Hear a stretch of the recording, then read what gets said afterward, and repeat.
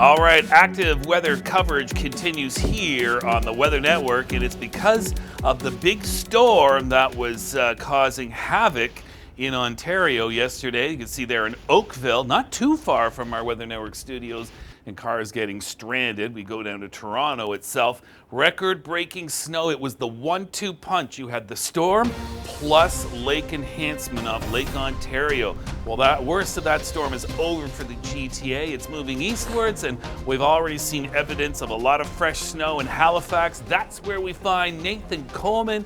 Nathan, first of all, thank you for joining the program this morning. And number two, what's it been like so far?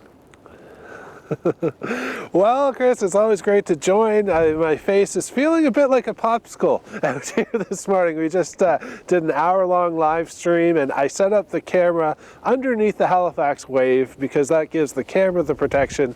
But I've been going out, and I'm glad I have this big parka on, staying warm. But a lot of exposure out here, and I brought a shovel with me as well for the vehicle because where it's parked, I'm going to need to dig out because it has just been continuous snow out here throughout the morning. That's a great point. I also, by the way, packed a shovel in my car as well. But yeah, if you're going to be driving around a lot of this snow, you don't want to get stuck. But if you do, and you don't want to wait for CAA or a tow truck, you can maybe help dig yourself out.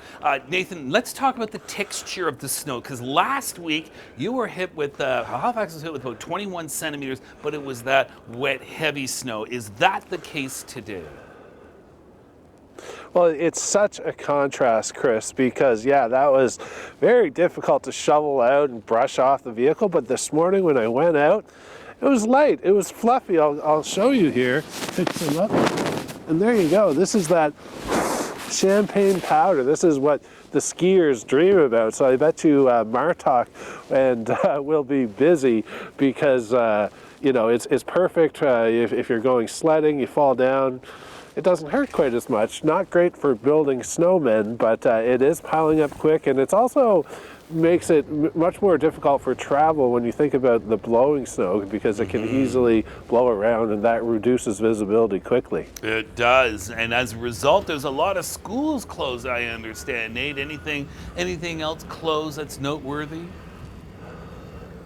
Well, yes, as I've been standing here, you can see around me Halifax, downtown, pretty much a ghost town. All schools in mainland Nova Scotia closed.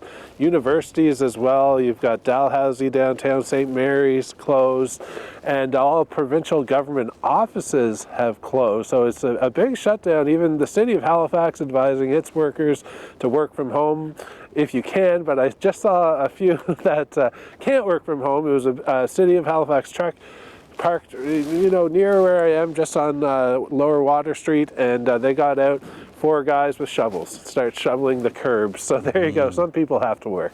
That's right, and I'm sure helping out your neighbors as well, especially those that probably could use an assist.